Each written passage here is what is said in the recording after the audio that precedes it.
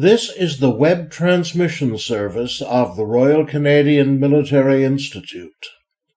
On October the 15th, the guest speaker at our virtual Defense and Security Studies event for October was retired Colonel Chris Kilford, who discussed the evolution, politics, and post-imperial psychology of the state now known as Turkiye.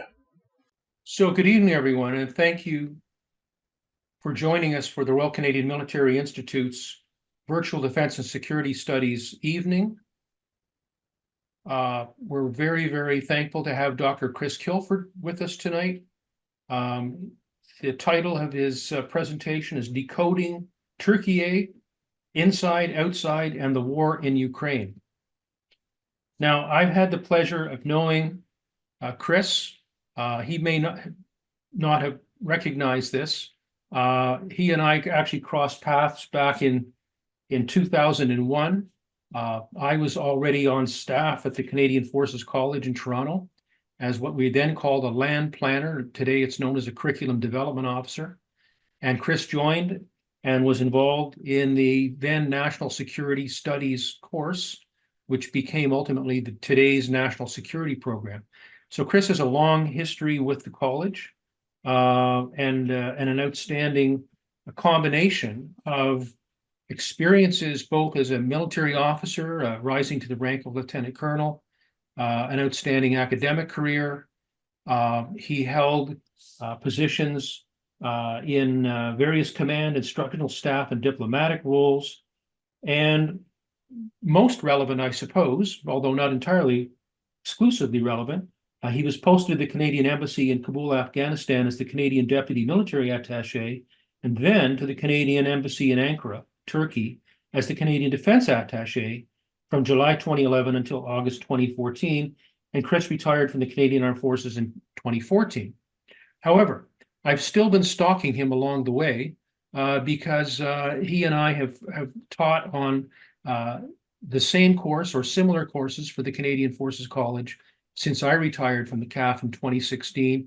And in fact, we are both teaching on the same course for the distance learning program at the Joint Command and Staff program as we speak. And we are both commiserating about the work that we have to do for that. But it's a great joy to be able to do that. So Chris is more than qualified to talk about the subject tonight.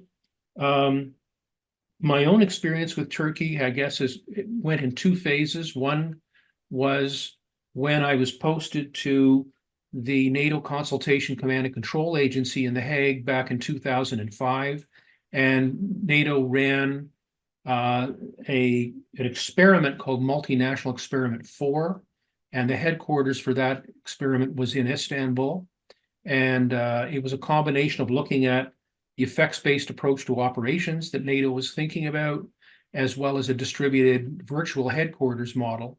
And so I was one of the operational analysts that was involved with that exercise. So I had to go back and forth a few times to Istanbul and fell in love with it. And my wife came over at the end of the exercise, and we spent another week there.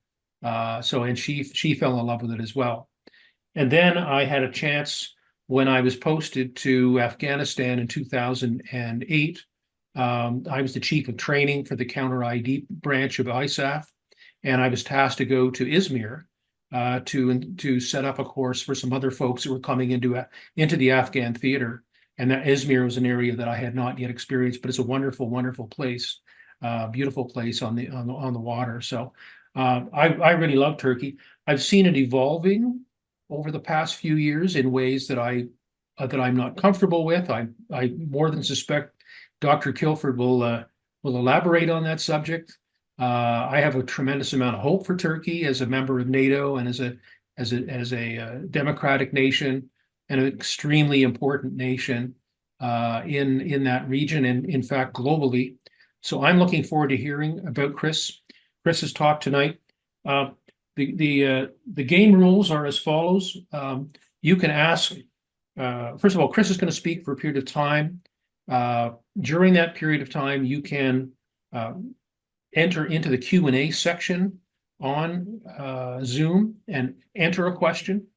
You can wait until Chris is finished and do the raise your hands function. I will moderate the Q&A at the end, and we'll keep going as long as there are questions to be had for a reasonable amount of time. Of course, Chris has all evening because he's sitting out in Victoria, I believe. So he's ahead of the game here, time-wise. But for the rest of us, we're a little bit later. So, Chris, I'm looking forward to this, and thank you very much for being willing to speak to our membership. And we're all very interested in what you have to say. So I will turn off my camera for the moment and let you take over. So thank you and welcome. Thank you very much, Dan, for that introduction, and to the RCMI for hosting me today, this afternoon for me, this evening for you. Dan said I could talk for as long as I like. That's for anybody that knows me, that's a very dangerous thing to say, but I will be prudent in my remarks.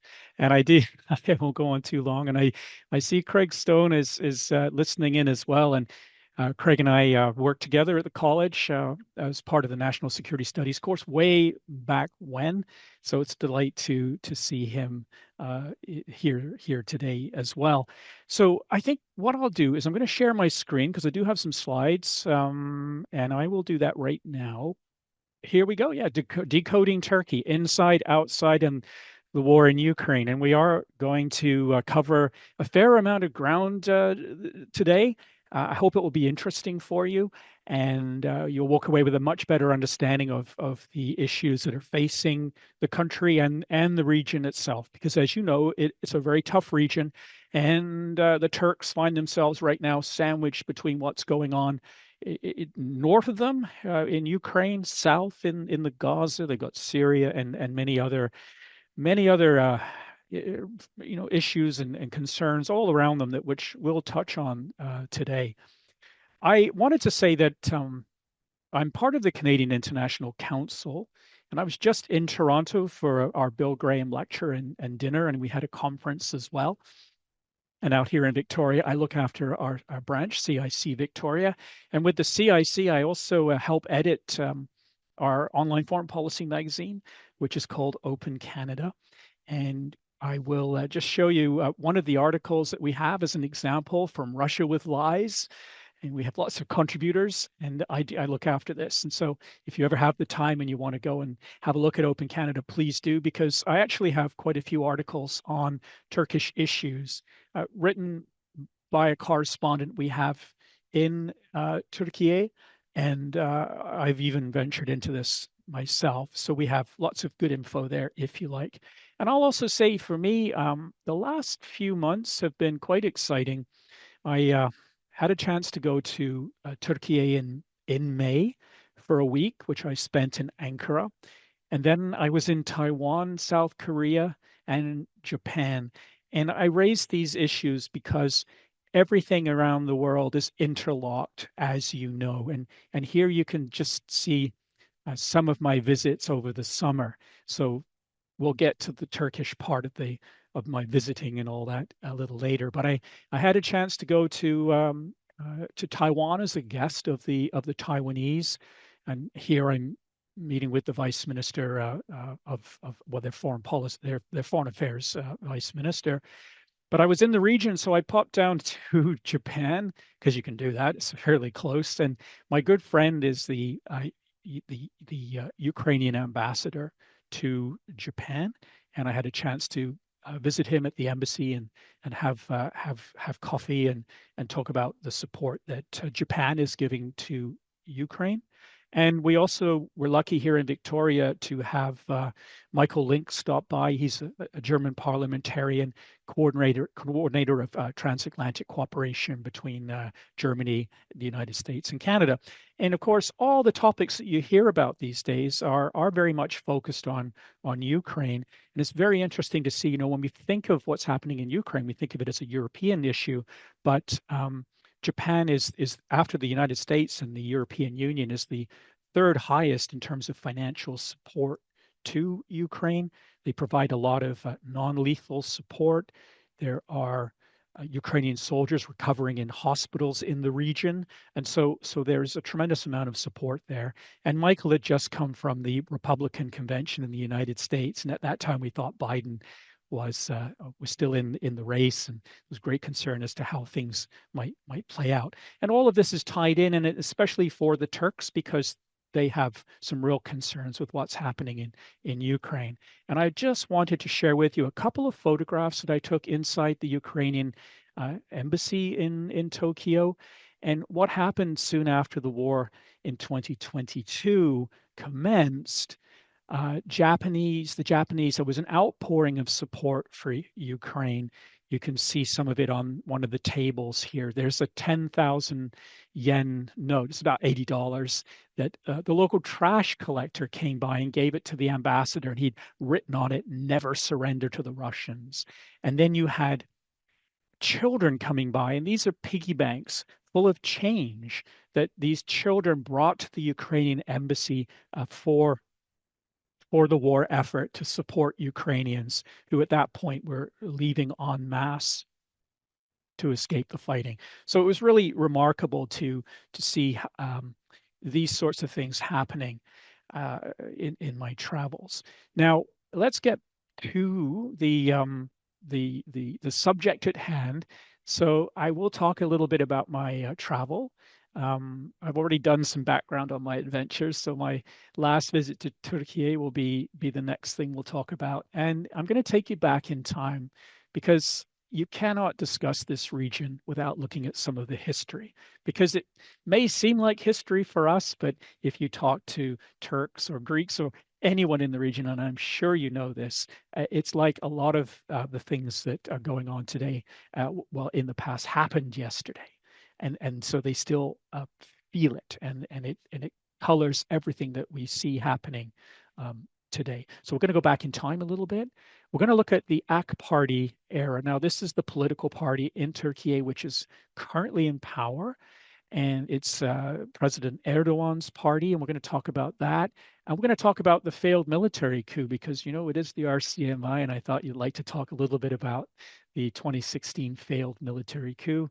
Then we'll quickly look at the domestic and regional situation, and then talk about what we might find happening in the future. And then I look forward to a Q&A. And what you have in the background here, you can just see there's a crushed taxi. There's a couple of fellows who are standing around a fire, and then there's a lot of buildings that have collapsed. And this is a photograph taken in February 2023, the 100th anniversary of the Turkish Republic. It was meant to be a wonderful year, and it turned out to be a not so wonderful year. 50,000 people were killed in the south in Turkey. Hundreds of thousands were wounded. Many more were displaced. You know, recovery is still ongoing, and it really shook the nation to the core. It was the last thing that they needed on top of everything else that's been happening over the last decade, let's say. So I want to talk a little bit about how I'm here tonight. Why am I speaking about Turkish issues? Because I have to say, not very many people in Canada do talk about Turkish issues. You're hard pressed to find folks that are able to talk to the subject with some degree of authority, and I like to think I can. So how did I actually get to this particular point? Well, if you look at the screen, you'll see a young fella up on the top left. That's my dad's dad, my grandfather. He's a young soldier in that photograph. He's with the British Middlesex Regiment, and he landed at Gallipoli, Çanakkale, to fight the Ottoman Empire, the Turks, in November 1915. And then he survived, and then he went to Gaza, of all places, and he was wounded in the Second Battle of Gaza in 1917 and evacuated home. And what it meant, I think, for us and my family, is that many of our family members, all serving in the ranks in one fashion or another. I think sergeant was the highest they got to back then. They served in the Middle East. And so I can look at old photographs, family photographs, and you can see, you know, they're in the British military, and they're in the desert and all that sort of thing. So the Middle East was always there in our family. I went to Queen's to do a PhD while I was still working at NDHQ, and I started to look at civil-military relations in the developing world. And eventually, my dissertation came out as a book in 2010, focused on Canada's role in the developing world. But along the way, studying civil-military relations, I started to look at the Ottoman Empire in the 1840s, 1850s, as they tried to modernize, to catch up to Western militaries, and then moving further forward when the Americans showed up in Turkiye and helped them with modernization of the military in the 1950s, 1960s. So I was studying a lot about the Ottoman Empire and Turkish issues. I thought it was wonderful. It was all very interesting. I didn't really think a lot about it after I finished my PhD because I finished in May 2009. I defended, and then by that summer, I was in Afghanistan at our embassy as the deputy military attaché. And it was while I was there that I received a phone call, and then somebody on the other end said, how would you like to go to Turkiye for 3 years as the defense attaché? And of course, that was a no-brainer for me. I said, sure, I'd love to do that. I came home for a year after Afghanistan, and I learned to speak Turkish. That meant just me and my teacher in a classroom all day for 6 months. I didn't know a word really. And then by the time I finished, I felt very, very comfortable. And it certainly came in handy for me when I was in country in Ankara for the 3 years. And my job was to look after military relations with the Turks, with Georgia, with Azerbaijan, and with Turkmenistan. So I would travel in and around this area. And I was there from 2011 to 2014. And, I can say it was a very interesting time to be there. Anytime, anytime you're there is interesting. What was going on when I was there? Well, the Arab Spring, the Syrian civil war, millions of refugees pouring into Turkey. It was pretty messy. And of course, as I was leaving, we started to see the Islamic State having a major presence, and what happened there with that business, and so very, very, very volatile. But how I actually got into the game of speaking about Turkish issues is all down to one man, and that's Norman Stone. And you can see his book on the screen. It's a short book he wrote about Turkey when he was there for years teaching at Bill Kent University, a very famous a British historian, written many, many books, and he happened to end up in Ankara. And I had him over to our house a couple of times when we held receptions, and I got to know him a little bit. And what happened was I went to the British Embassy in 2012 for a reception, and I was talking to my counterpart, the British attaché. And in the course of the conversation, he said to me, "Oh," he said, "I've got a big problem.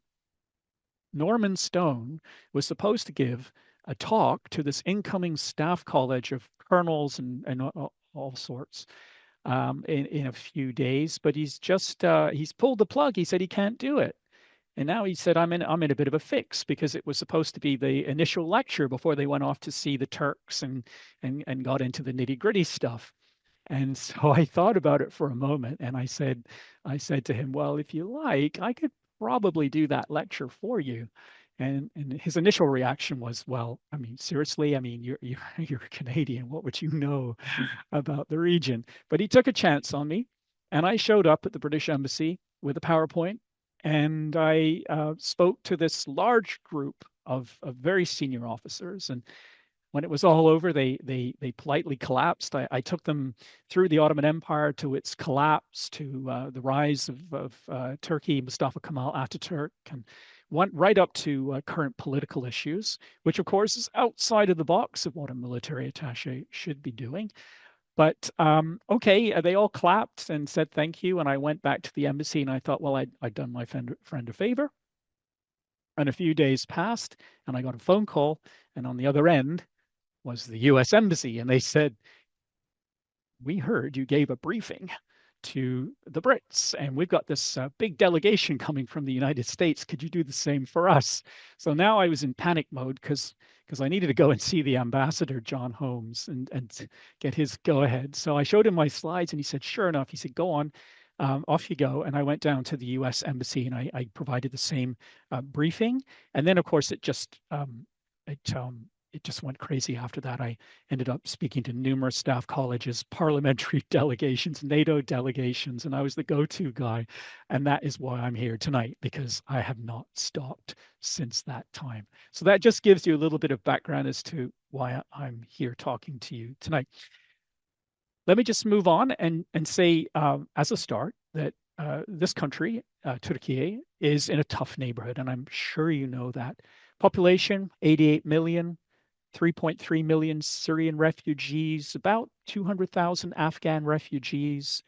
Since the start of the Syrian civil war, about roughly 10 years ago, in amongst those refugees in Turkey, 800,000 children have been born.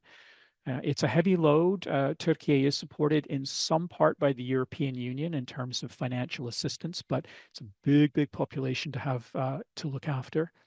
GDP about $286 billion last year, growth at 3%, so not too bad. However, undercutting all of this is very high inflation. So I was there in May. Inflation officially was at about 80%, unofficially double that. It's now fallen to 50% or so, but really much higher. And I think to give you an idea of the challenges economically that the country is facing, if you go back to May 2023 and you wanted, the central bank rate, let's say a loan, interbank loans, 8.5%. Pretty high, not too bad though. We've had times when our interest rates have been higher. But a year later, in May 2024, the interbank loan rate was 50%. So you can see the challenges that the country is grappling with when it comes to things like inflation. It means for many Turks, life is very difficult, and it was not meant to be this way, especially if you look at those early years when the AK Party came into power. So now let me talk about where I went in May when I was there. I was in Europe, so I flew to Ankara. And I always start this part by listing the most important people that I met when I was there. And so here we go. The most important people start this list. My former barber, my former Turkish teacher, my friend who owns a Turkish souvenir shop, and others. Let me just talk a little bit about these guys. My barber would hardly ever talk to me, even though I could speak Turkish. But this time around, I'd seen him before after I left the country, but this time around, he was very verbose, wanting to ask me how he and his family could come to Canada because the economic situation, it was so bad. And it's really, I think, difficult sometimes for Turks to, well, for anyone to admit to a foreigner that their country's economy may not be that good.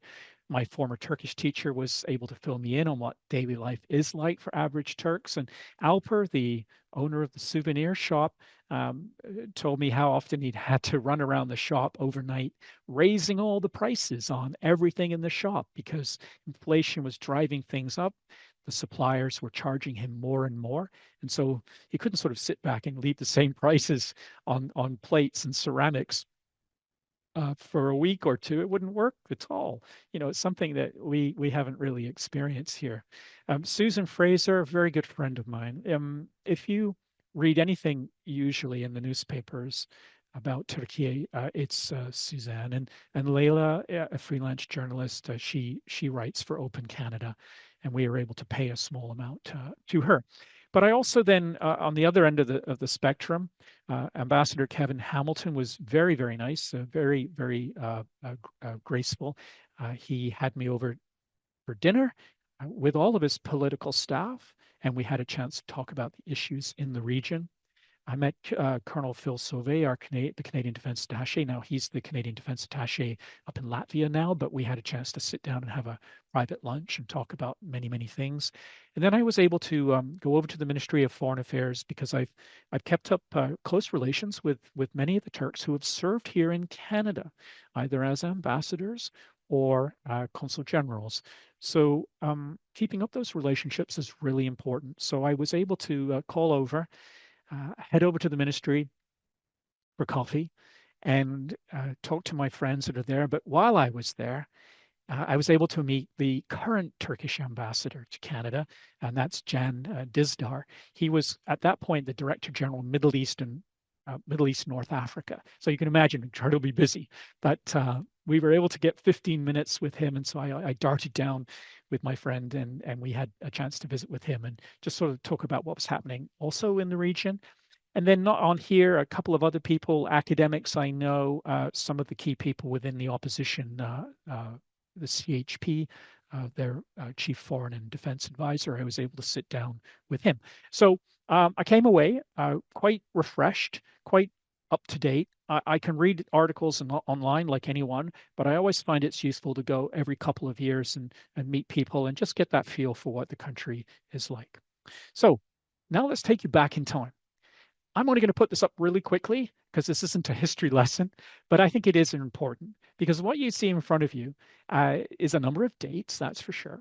But you can see the fullest extent of the Ottoman Empire, and that is the red lines that you see going around all of the territory on the screen. You can see bits of Algeria, Tunisia, Libya, of course, Egypt, and so on. The extent of the empire right up till about 1699, and then it starts to get chipped away at, and you can see that. The Brits in Egypt, 1882. Napoleon comes in a little bit before that. The Greek War of Independence, 1821.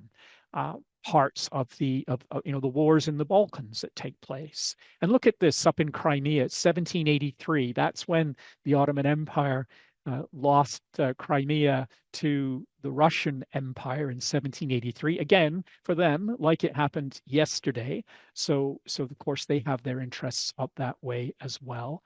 And the other thing I wanted to point out is that in 1881, you can see the OPDA, the Ottoman Public Debt Administration. You know, by 1881, the Ottoman Empire had borrowed so much money that they were broke, bankrupt.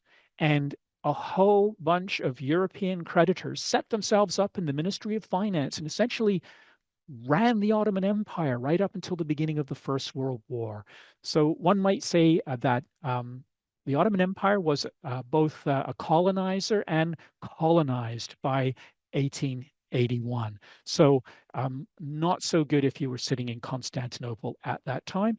And a key reason why the empire entered the war in 1914 on the side of the Central Powers, because in Constantinople, they thought that if Germany and the Austro-Hungarian Empire were to win the war, that they would get back much of the territories that had been chipped away at over the previous sort of century or so, from the British, from the Italians, from some of the Balkan areas and so on, from the Italians in Libya who invaded in 1911. So that was the whole reason. Of course, it was the wrong decision because the Central Powers lost the war, and for Turkey, it really was setting out to be a disaster. And this was going to be the result. After the Allies met to decide the fate of what was left of the Ottoman Empire, they decided to carve it up, as you can see here. The Greeks were going to get Izmir and large parts of the western side of Turkiye. Others had areas of influence. Armenia would have a large part of what we now know as Turkey. The Kurds would have their own state. The French were there and so on. There wouldn't actually be much left. It would all be, and of course, the Bosphorus, Çanakkale was going to be under international control. And essentially what this did is it took the Ottoman Empire back to its foundations, 600 years before. They got a little piece of territory that would be theirs. And this is the way it was going to go. if not for Mustafa Kemal Ataturk, who came to prominence at Gallipoli as a military commander and as a brigadier general, later fighting throughout the empire, a very successful officer. He found himself in Constantinople at the end of the war without not much to do, but he was eventually dispatched over to Erzurum and Trabzon via Samsun to demobilize the remaining Turkish armies that were in the east. Because what had happened to them is um, the Soviet Union came about in 1917, the Russian Revolution, and all of the Russian military forces that the armies in that area of Turkey were facing, of course, they melted away. And so they were left intact with all of their weapons. So he was sent out to sort of demilitarize them as part of this process of breaking up what was left of the Ottoman Empire. But instead, he decided to rally those forces that were there and march westwards to Ankara and eventually fought major battles, the Turkish War of Independence against Greek forces, which were in Izmir and approaching Ankara, and he defeated them. And he turned then his sights to Constantinople, and he essentially told the Allies to get out. And, you know, the war-weary Allies, seeing these Turkish these armies approaching them, you know, they just decided it was time to go. It wasn't an easy decision, but they did. And there we had the foundations of the modern country of Turkiye at that time. Now, if you were in Canada all through this period, you were getting your news on a daily basis as to what was happening as the Turks marched westward, pushed out the Greeks, captured Izmir, turned towards Bursa and Istanbul, Constantinople. You were getting daily reports in the Toronto Star from Ernest Hemingway, the young man at the top right of your screen. He was sent to Constantinople in September 1922 to cover the Greco-Greek Turkish War. And he wrote 20 articles in October and November 2022. And so within Canada, we had a very well-informed public as to what was happening. And I mentioned Mustafa Kemal Ataturk. He is so essential when we talk about Turkish history in this sort of, well, you know, the post-1918 period. I mentioned the Turkish War of Independence, and in October 1923, the Turkish Republic was proclaimed. And Mustafa Kemal Ataturk did not have a lot of time for religion. He was a westernizer, a modernizer. He realized that the Ottoman Empire had fallen behind and he needed to do something behind it. So he introduced a wide range of reforms, some that really stuck and some that didn't, but it wasn't stopping him. And some of them I've got on my screen. So for example, in 1925, he banned the fez. And you had to wear a Western style hat if you were going to wear a hat. He thought the fez made everyone look backwards, as he would say. And he never banned the headscarf for women, but he did ban the fez.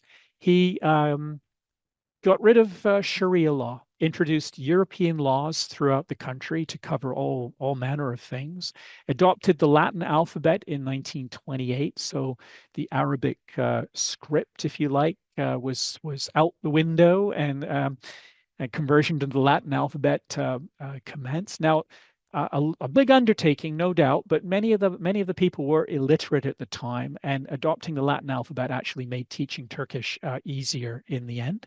Women gained the vote, and very cleverly, now Mustafa Kemal Ataturk died at the age of 57 in 1938, and he was replaced by his colleague Ismet Inonu, who took over and very cleverly kept Turkey out of the Second World War, even though there were tremendous pressures from the Germans.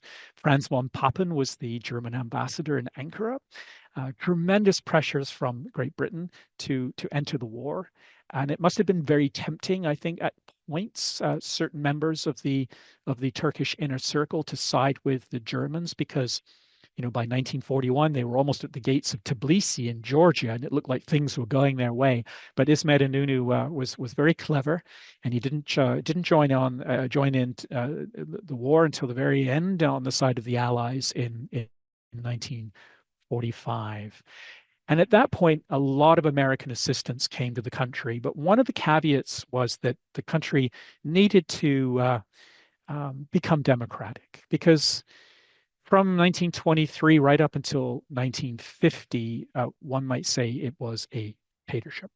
So the first free and fair elections were held in 1950, and Adnan Menderes came to power, and he's at the bottom of the screen.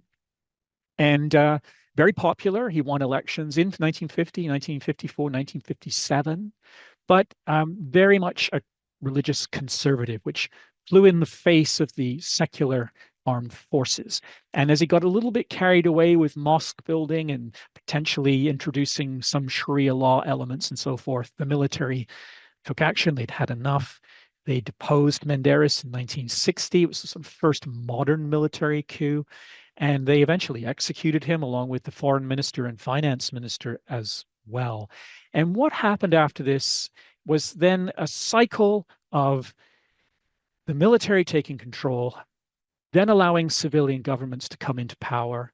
Those civilian governments were often religiously focused conservative governments. The ire of the military would be drawn once more. There'd be another coup, and we went through this cycle of coups from 1960 right up until 1997, with civilian governments coming and going. I won't go into the details there, but as you can imagine, a very, very volatile period of time for the Turks. Now, this volatility was capped in 2001 when the economy collapsed in an unimaginable way. I mean, it was awful. Millions lost their jobs. The banks all fell through, and the IMF had to come in with huge amounts of money to bail out the country. And the 2001 economic collapse was due to a number of factors. There'd been a military coup in 1997. Coalition governments were circling through very, very quickly. High levels of corruption, huge earthquake in 1999, which really questioned, the ability of the authorities to respond to these issues. So all of these things came together, leading to economic collapse and paving the way for the AK party of President Erdogan, very young President Erdogan in the picture here. He won in 2002, and his party is still in power. And those sort of initial 10 years of AK Party rule were the high point.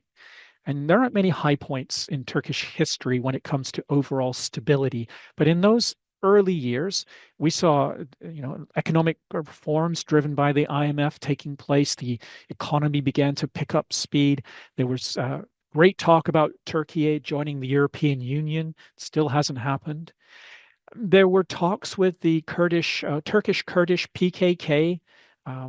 Much of the southeast is populated by Turkish Kurds. They make up about 15 to 20 million of the overall population in the country, but there had been an insurgency going on since 1984, and so we thought at that time that there might be a breakthrough and peace would be agreed upon, but that was not to be.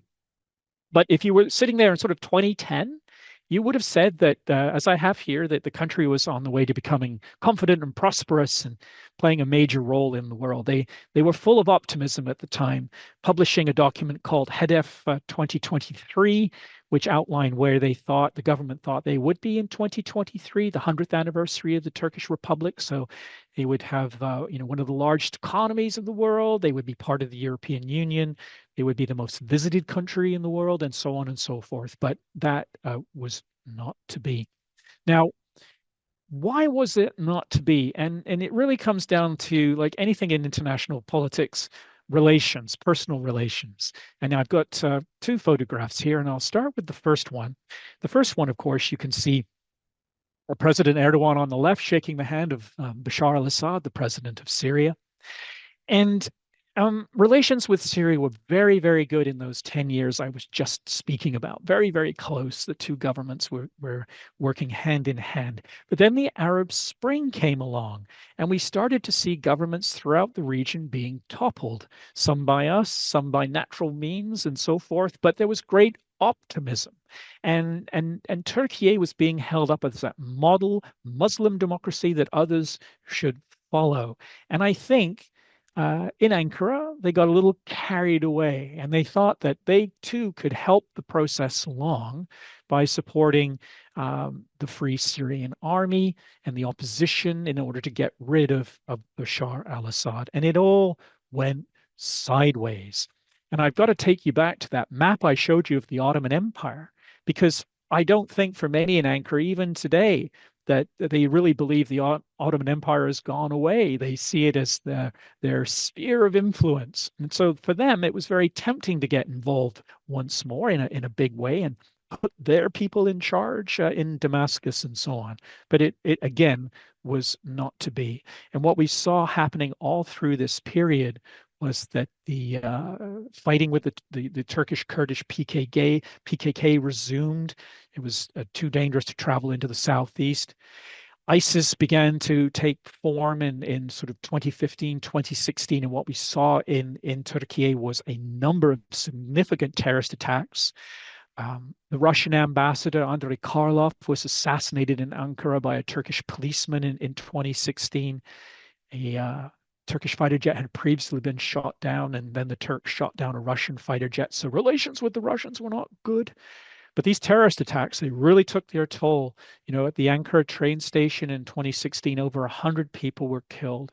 The Istanbul main airport was attacked, and many lost their lives. And the list of terrorist attacks was getting quite long. What it actually did, of course, it started to impact on the economy. And it stopped, for example, all those big cruise ships that would go to Efes and go to Istanbul, they stopped coming. And so now tourism was being impacted by all of this. People were very unhappy in Turkey as well with the government. They thought, you know, they were overextending themselves, and there were big demonstrations as early as 2013 in Istanbul. And then, of course, Turkish-American relations run hot and cold, and Turkey decided to buy the S-400 air defense system from Russia, which drove America absolutely mad, and they were kicked out, the Turks, from the F-35 program. So relations hit a real low point. And then just when you think things couldn't get any worse, we had another falling out. And this time, if we go to the photograph on the bottom right, with Erdogan and the Islamic Turkish Islamic scholar, Fethullah Gulen. Now, he actually lives in Pennsylvania, but he has a worldwide network of followers who believe in him and what he has to say from a religious perspective. And over the decades in the country, Gulenists began to find themselves in very, very significant positions in the military, in the police, in the judiciary, and so on. And they were quite an important ally for Erdogan in those years that he was in power, those early years, because I have to say, when he came into power in 2002, with his conservative Islamic credentials, the military did everything they could to try to get rid of him, short of a coup. But they certainly tried to oust him from power in one way or another, and they were not successful. And that's because he was able to draw on a lot of support from Fethullah Gulen. But by the time of the Arab Spring and what was happening in the region, there was a falling out between Fethullah Gulen and President Erdogan. Gulen was not happy that there had been some efforts to achieve peace with the Kurds. He was not happy with how the European Union negotiations, they weren't really happening, and so on. So there began internal fighting. And for the very first time in Turkish history, rather than secularists trying to remove a conservative government, we found a fight in the country between religious conservatives. And the government was taken by surprise by how members within the judiciary and so on started to investigate the government cabinet minister for corruption and all that sort of thing. They were on the back foot, but they very quickly pivoted and they began to close down important Gulenist-run businesses and newspapers. And so we had a real fight on our hands, and certainly the government was gaining the upper hand. And as a last-ditch attempt to remove the government, in July 2016, there was an attempted military coup by members of the military who were Gulen followers or allied with Fethullah Gulen. And in the West, if you were sitting in your living rooms in 2016 and turning on the television, you would have come across this, and it was all over the place. And look at the headlines: Turkish military has taken over. In fact, I would say that in Washington and other capitals, many were cheering the fact that President Erdogan and the AK Party might be removed from power, because he'd become quite a difficult person to deal with in the West, and so getting rid of him might cause some, short-term good feelings in the West towards the Turks if somebody else was in charge. But look, this was serious stuff. It was downplayed in the West in many respects. Some people called it a fake coup. The government had done it and all that sort of thing in order to get rid of the opposition once and for all. But no, this was really real. And anybody who was there, they will tell you it was a frightening, frightening time. And it looked like the military had gained the upper hand until President Erdogan was able to appear on FaceTime on the news and say, "Here I am. I haven't been captured. I'm alive." And he called on Turks to come into the streets and push back against the military who were siding with Fethullah Gulen. And in the end, the elements of the military that were loyal to the government were able to put this coup to bed. And end of that story. But why did it fail? Why did this coup attempt fail? Because a lot of people would say to me, "Well, Chris, come on, it had to be a fake coup because coups in Turkey always succeed." Well, that is not true. There have been lots of coup attempts in Turkey that have not succeeded. We only hear about the ones that succeed. But why did it not succeed? The coup plotters, they were found out at the 11th hour, and they commenced operation 6 hours ahead of schedule. It created massive confusion because not everybody had been told to move 6 hours ahead of time. So even as we knew the coup was coming to an end and the forces loyal to the government had gained the upper hand, there were parts of those behind the coup that were just commencing their operations. So you can imagine how that went. Leading government figures were not captured. They were not able to, capture all the media, television stations, and social media. It wasn't for lack of trying. They did, but try, but they didn't succeed. The opposition was not on side. They really had no love of the Gulen movement. But look, people were killed. Many were wounded. There was a state of emergency. And one might say that, of course, the government overreacted. Certainly, if you were sitting outside Turkiye, you would say they overreacted. But of course, if you were inside Turkiye, you just come through, a major disruption, and they wanted to make sure that this was not going to happen again. So many, many people were arrested. Some very, innocent people were arrested. And even today, the government continues to arrest members of FETÖ. That's how they describe the Gulen movement, the Fethullah Gulen terrorist organization. Still looking for followers of Fethullah Gulen, who is still living in Pennsylvania, and the U.S. refuses to extradite him to Turkey. And through all of this, we saw many Turks fleeing overseas, including to Canada. And let me give you an example of this. So the first 6 months of this year, just over 2,000 Turkish citizens were granted political asylum in our country. That's the most of any country in the world. And now think, of course, we're all good friends, NATO members and whatnot.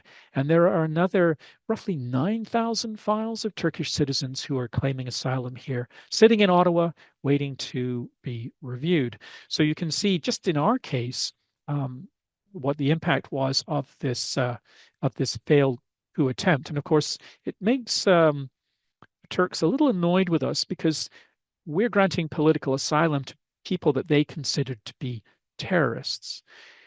They've also been annoyed with us because we've had an arms embargo on Turkey for a very long time, and it wasn't lifted until May of this year. And that prevented the sale of some very, very important Canadian military equipment to Turkey, which I'll talk about a little bit later. So if we go to the region today, you can see with all the flags that I have that it's crazy. And I'm sitting on Vancouver Island thinking how life is so great. But if you're in this region, as you know from following the news, if you look at that big Turkish flag in the middle and you look to the north, you have Russia and Ukraine, you have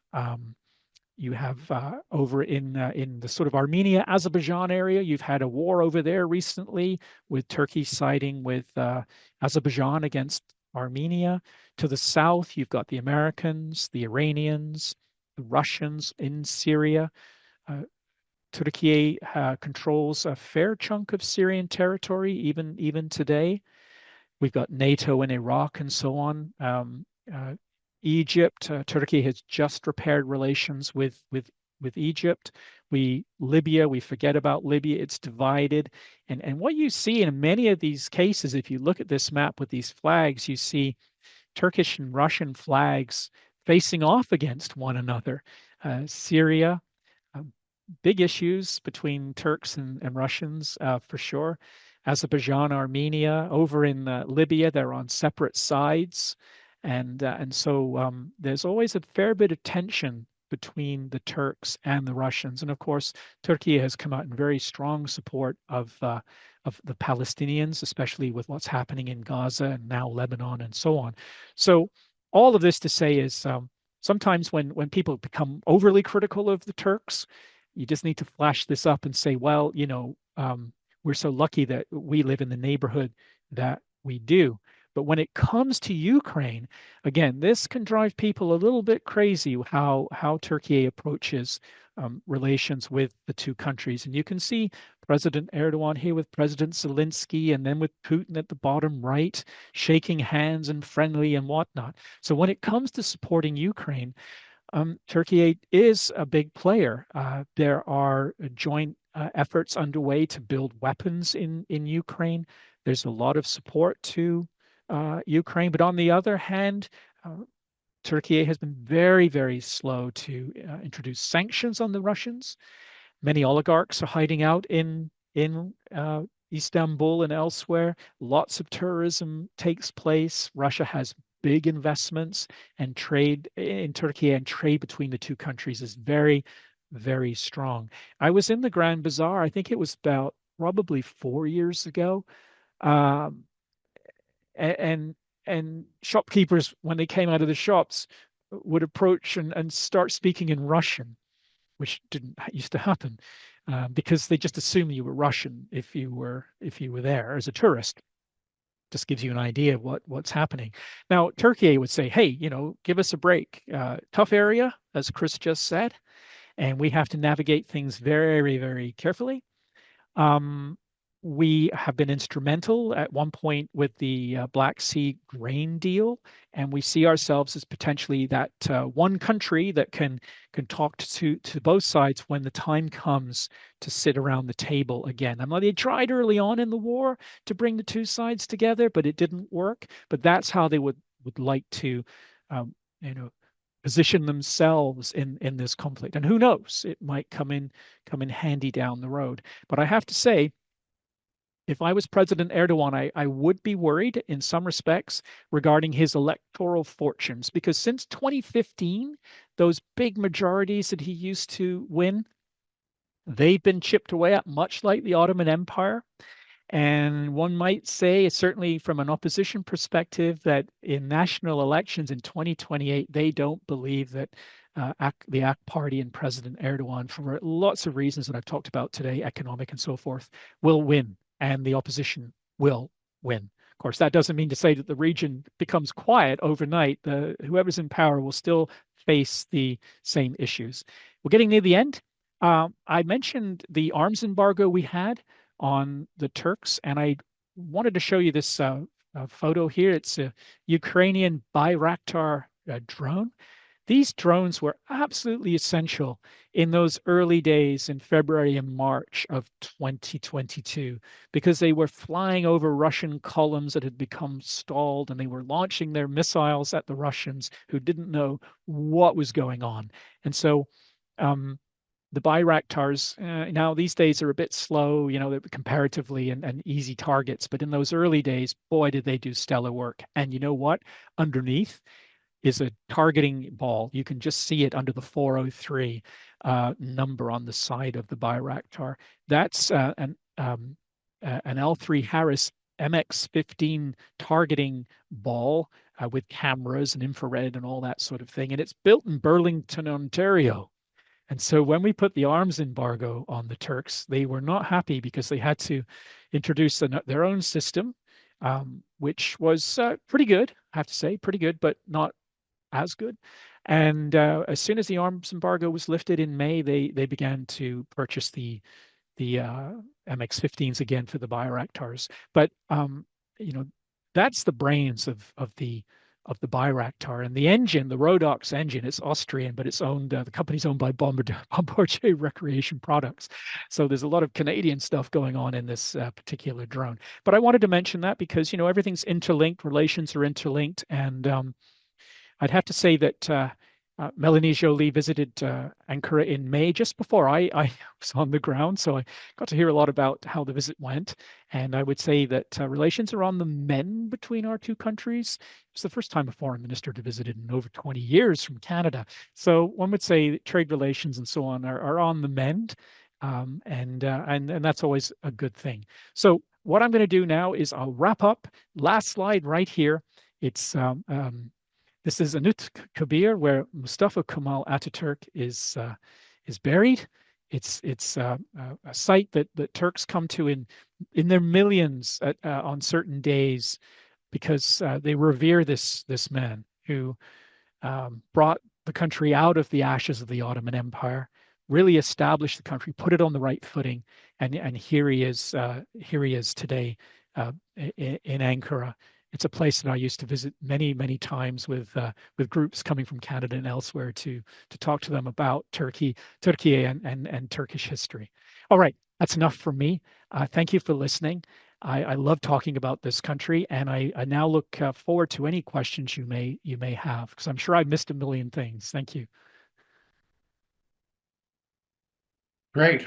Chris, that's wonderful. If you could stop sharing your screen, we'll go to, there we are. Lovely. Well, ladies and gentlemen, I think you've just been introduced to a master class in a relatively short period of time on Turkey. So, Chris, that's wonderful. Thank you so much. If you have questions, please raise your hands or shout out in one of the other ways that you have means. Chris, I guess for me, if I could just start off,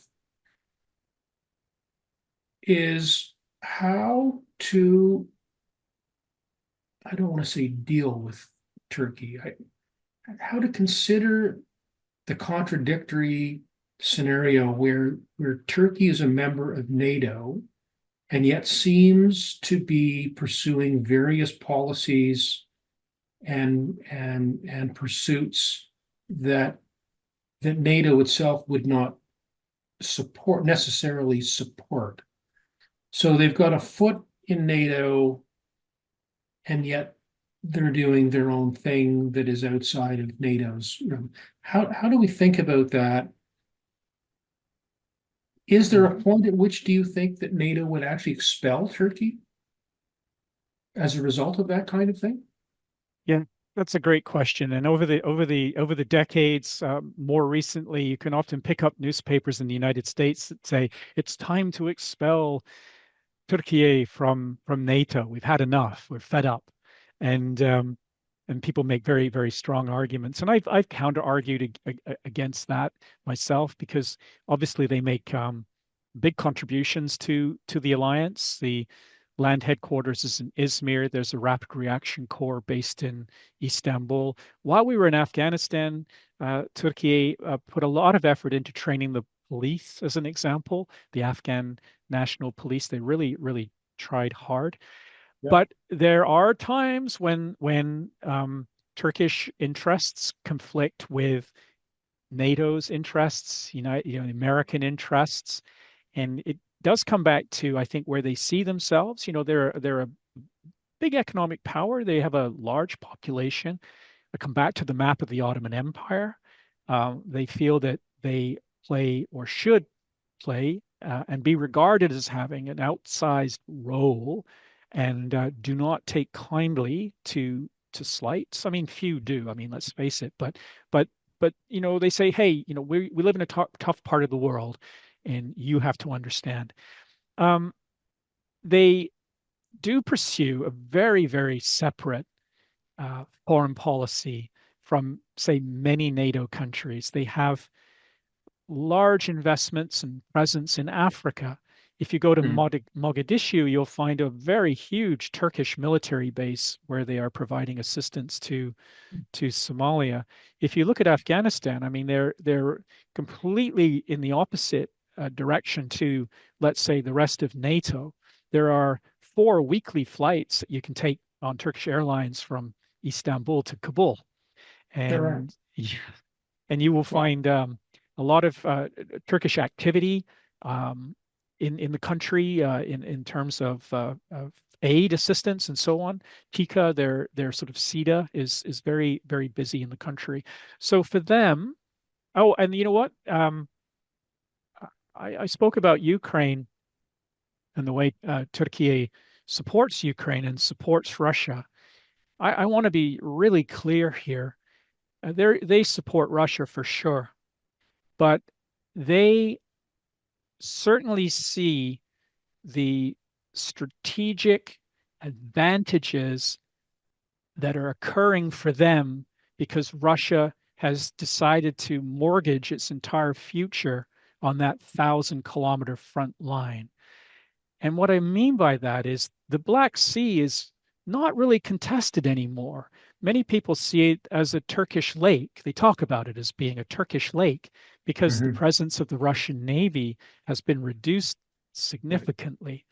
And they're watching Russia, their traditional enemy. Let's make no mistake about that. I mean, it runs hot and cold.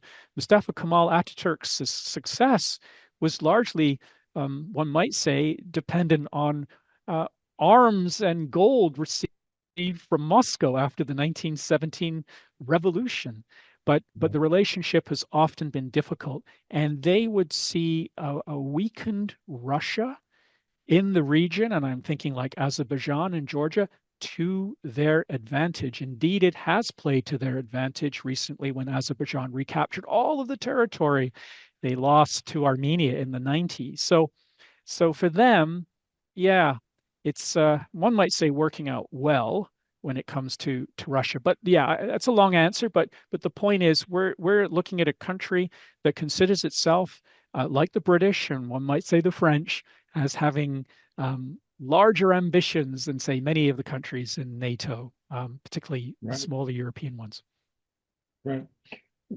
What what if anything? I mean, if we talk about you know bringing this up to 30,000 feet, is their relationship, if any, with China? How do they see the rise of China? I mean, do they see themselves in some kind of balancing position here?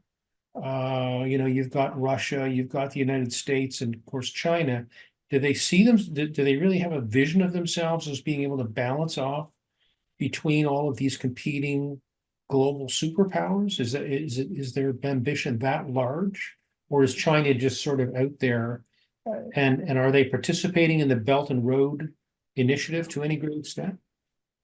So I think the relationship with China is incredibly important. And I remember being there in 2013 when the Turks selected the Chinese S-300 air defense system for their needs. And of course, that went over like a lead balloon in Washington. There was tremendous pressure on them not to follow through on that plan. And in the end, they didn't. But I remember my Chinese colleagues in Ankara over the moon that they were selling Chinese military equipment, significant, a significant type of equipment to a NATO country. And then, of course, we saw a few years later Ankara turn to the Russians for the S-400. Well, in terms then of what we see elsewhere, there's, I believe, plans for China to open up an electric vehicle plant in Turkey. There is investment that takes place, but I would not consider the Chinese to be major economic players within Turkey. Not to the extent that you see Russia building a very large nuclear facility currently. Elsewhere, no, I don't see that relationship being, say, perhaps one of dependency on Chinese financial aid, etc. No, and if it was to come, the Turks are very good about balancing between powers. They've got a long track record of having had to do this. Okay.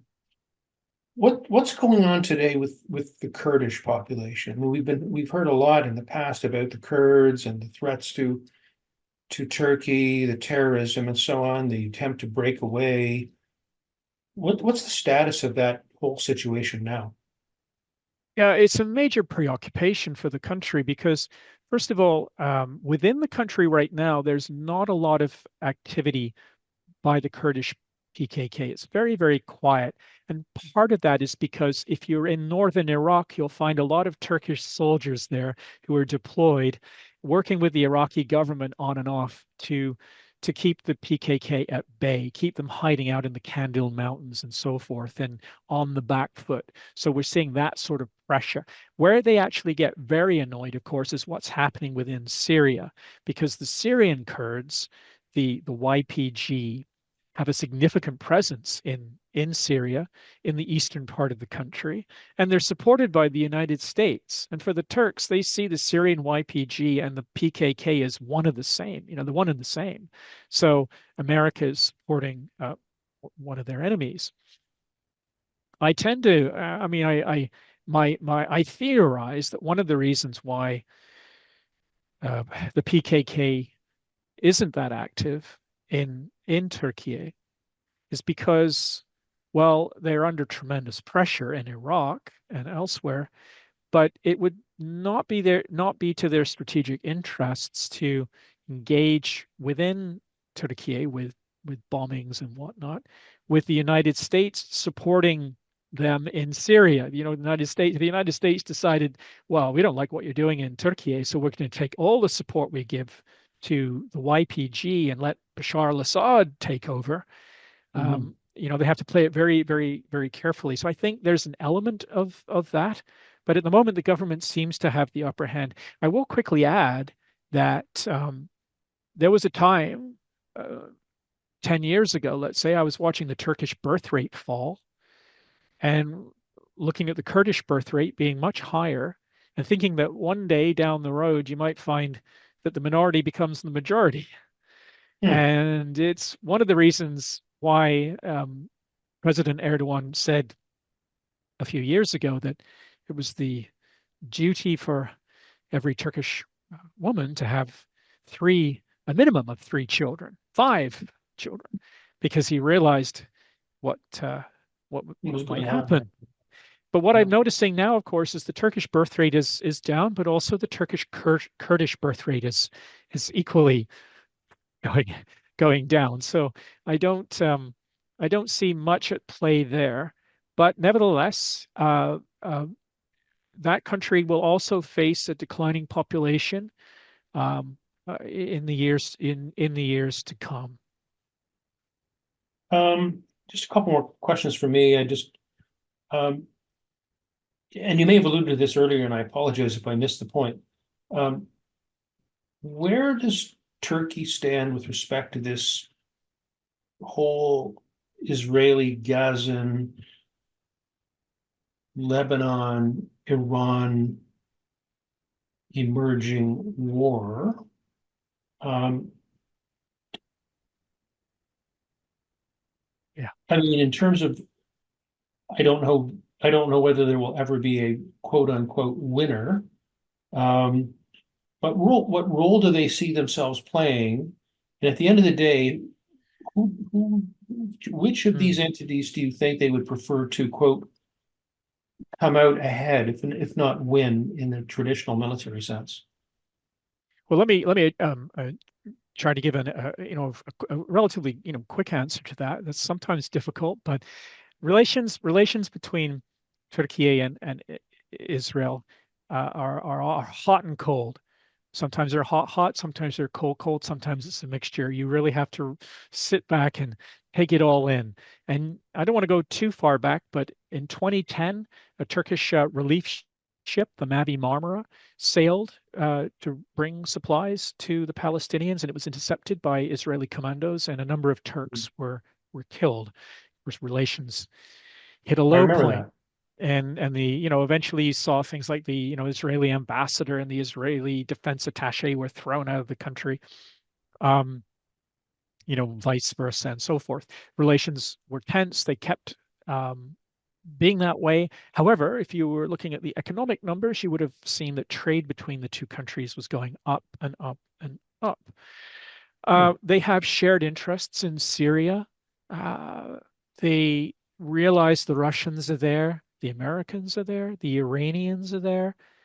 They don't necessarily like to see the Russians having less presence because that means more Iranian presence, and they don't necessarily want that. So for them, they look on and they think, if you and I were sitting in Ankara, we'd be just sort of saying, "Oh my gosh, what are we going to do?" If one group falters, the other takes advantage. We don't want to have more Iranians running around in Damascus and elsewhere because we have our issues at times with Iran. So there's that aspect. Now, in the most recent case with what's happening, President Erdogan has come out very strongly in support of the Palestinians, and he's said so. He's very angry with Israel, and arguably so, because it's a terrible situation that we see there. Now, having said that, so he cut off all trade with Israel. Yeah, no more trade. But then what we see, and of course the Turkish government denies this, is that in the months that followed the cutting of trade between the two countries, we saw trade to Palestinian companies from Turkiye increasing 3 and 4 and 5-fold. And one would only think that much of that was then being cross-shipped into Israel. It's the way these things are done. We all know about how people get around sanctions and so forth. So we see these sorts of things. And of course, I know Turkey is going to try to clamp down on that. They know it's happening, although they will likely say that it isn't. But it speaks to the interdependencies in the region, even though we're at war. I mean, countries are at war and all that sort of thing.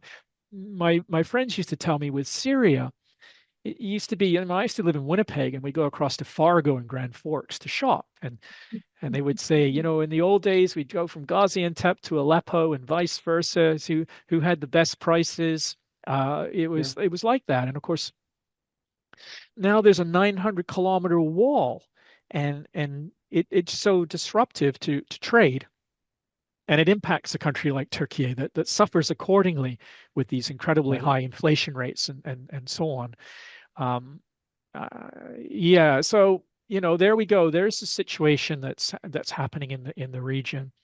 But Turkey, what can they really do realistically? They're not going to go in militarily. They're not going to do anything like that at all. Their hands are full with all the other things going on. So really, it just comes down to doing their best to get the international community to try to push for a ceasefire.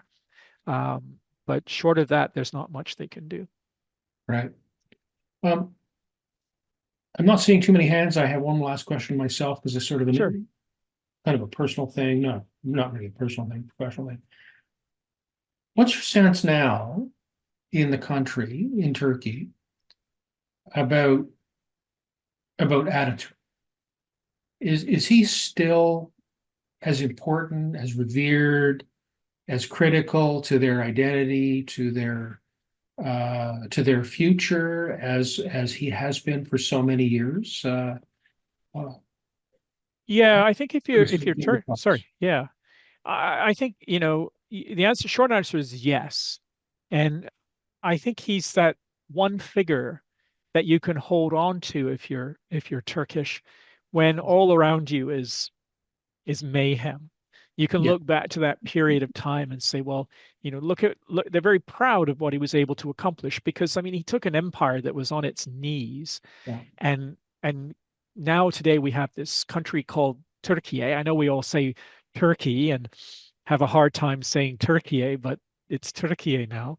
But they would they still do, and I think it's for that reason, because in Turkish politics, if the AK Party goes in 2028, you might end up with an endless run of coalitions and weakness, economic weakness. It Yeah. will take a lot to turn that region around. The Syrian civil war would have to officially come to an end.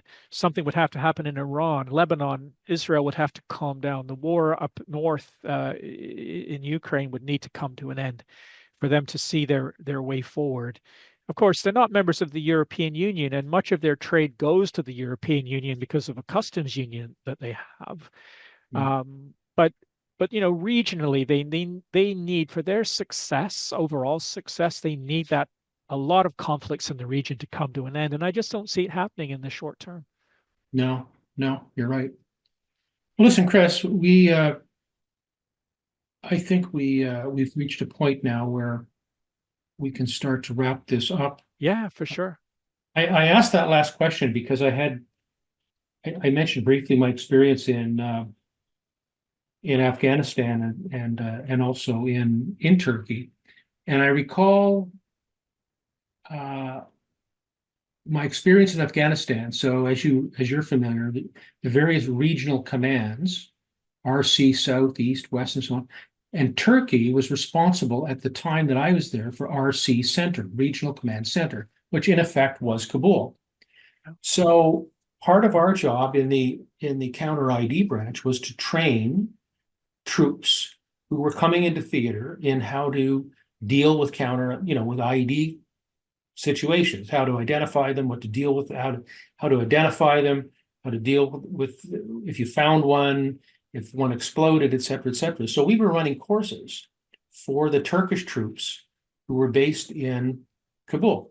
And there was a course where they graduated after several weeks.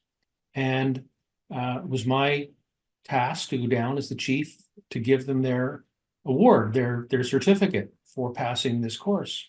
So I went to the base where they were stationed, and I came into the base, and they had a big building there. There was a big office building, and there was a massive, massive head sculpture of Kemal Atatürk outside the front door of this base headquarters.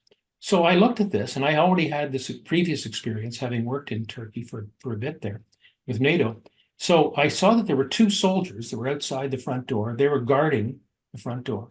And I intentionally walked, if not marched, over to the sculpture of Ataturk. And as I walked by, I saluted in proper military fashion. And you could see the look on the face of these two guards, that here's this guy in a Canadian uniform saluting Kemal Atatürk. I did it entirely on purpose because I knew it would stun them. And that's exactly the effect I was looking for. And then I went into the auditorium where all these soldiers were there, and they had just passed this counter ID course, and there was probably 30 of them. And there was a translator, and I was there to present their certificates. And I, shamelessly told them how proud Kemal Atatürk would be of their accomplishments. Yeah. And they were just like, I could have led them into battle. I mean, it was unbelievable. So I know, at least at that time, the significance of him to their culture. The other funny story I will tell you is when I went to Izmir to run this counter ID course, it was at the engineer school in Izmir. And I went into their equivalent of CFC building. And of course, as we do, they had photographs of all of the graduating classes, going back for many, many, many, many years. It ran down a whole hallway. So I had with me a couple of folks that were instructing with me on this course. And I said, now look, I want you to take a look at all these photographs and tell me what they all have in common. Now, don't tell me they're all soldiers, and don't tell me that they're all male, and don't tell me that they're all, military engineers. Go. So they went. They came back, they couldn't figure it out. I said, you didn't look hard enough. Not one of those soldiers had a mustache. Why? You know the answer. Because Paul Editor did not have a mustache. No, and mustaches are an entire subcultural thing in Turkey. Correct. The way you wear your mustache dictates your political affiliations. Right. Absolutely. Which is something we would never even think about. But even today, you would not think about it. So, having now ended on the subject of mustaches, but I think it's something that's important. Let me please take just a couple of moments to thank some people. From the RCMI, Vanuja Srandan is the wizard behind the screen. She is the main contact for us to set up these events online or in person, and does a wonderful job. So thank you. I know she's there lurking in the background. So once again, my thanks to you, Vanuja, for everything you do. Eric Morse is our, I don't know what title he has. He's Director of Communications, Chief of Publications, all-round guy that makes things happen at the RCMI. So Eric, thanks for everything you do in making this possible, certainly in terms of publicizing. There he is, publicizing these events. Here I am. Here you are.